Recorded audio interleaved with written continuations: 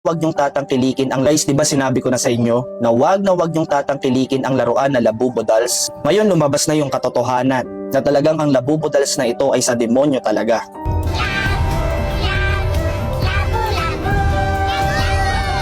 Sa video na ito, mas i-reveal pa natin na talagang ito ay hindi natin dapat tangkilikin, lalong-lalo na kung ikaw ay Kristiyano at galing sa Biblia ang pananampalataya mo.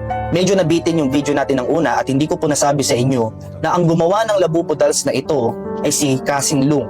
Actually, itong si Kasing Lung, hindi lang Labubo Dolls pala ang kanyang ginawa. Meron pa siyang ibang mga laruan na ginawa, na mga monster dolls na ginawa.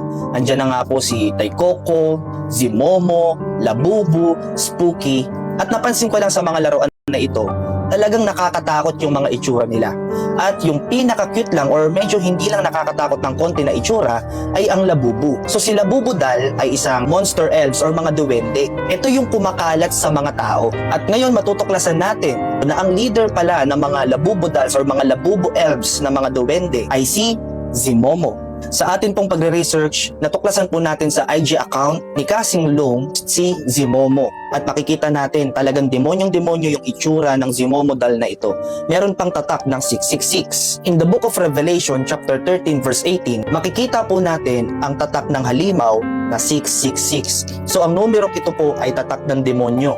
Ngayon mapapaisip ka, kung itong doll na si Zimomo ay leader ng mga Labubu, tapos may tatak ng 666 or tatak ng halimaw o ng demonyo, tapos leader pa ng mga demonyo, mapapaisip ka talaga na hindi kaya ito ay nagre-represent kay Satan, kay Satanas. Ngayon, meron pong isang video, ito pong si Kasing Lung na nakaupo, at habang siya po ay nakaupo, ito pong si Zimomo na leader ng mga demonyo, unti-unting lumalapit sa kanya.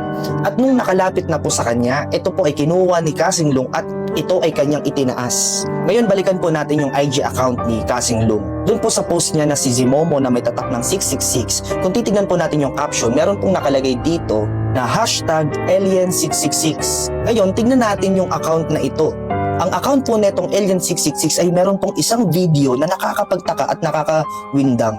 Isang karakter na may dalawang sungay na kulay pula. Nagsimula siyang baby tapos unti-unting lumalaki at makikita natin na itong karakter na ito ay biglang kinuha paakyat ng mga UFO or mga aliens. And look mga kapatid, tignan niyo po yung background ni Kasing Lung. Meron pong image na tila baga nagpapakita ng UFO at ito po ay nasa tuktok. So yung kulay pula na may dalawang sungay ay isa palang alien. Yung karakter na ito kumuha ng painting at tignan niyo yung mangyayari. Biglang lalabas si Zimomo. Zimomo na may tatak ng 666, may sungay kulay pula. Another deception, another deceiving, another panlilinlang sa ating mga tao. Mga kapatid, alam nating lahat na tayong mga Kristiyano, we don't celebrate Halloween. Pero ito pong Labubo Dolls na ito ay nagse-celebrate ng Halloween. Ito po ay talagang makamundong gawain. Kaya nga po ulitin ko, kung ikaw ay isang tunay na Kristiyano, dapat hindi ka worldly or hindi ka makamundo at hindi ka dapat tumatangkilik ng laruang ito. Dami po ngayon mga naglalabasan ng mga Labubo Dolls na kung saan pinapakita talaga at pinopromote ang mga malademonyo, buhay, malademonyo, environment. Bilang pastor, lagi ko pa sinasabi sa church, kung gusto mo mapunta ng langit, dapat dito pa lang sa lupa, galawang pang langit ka na. Mahirap naman kasi na gusto nating mapunta ng langit pero yung ginagalawan natin dito sa mundo, tayo labaga papuntang impyerno. Gusto ko pong iwanan sa inyo ang Bible verse na ito na kung saan isang paalala sa atin ng Diyos. Sabi po ng Biblia sa Roma chapter 12 verse 1-2, "Kaya nga mga kapatid, nakikiusap ako sa inyo, alang-alang sa maraming pagkakataong ikinaawaan tayo ng Diyos.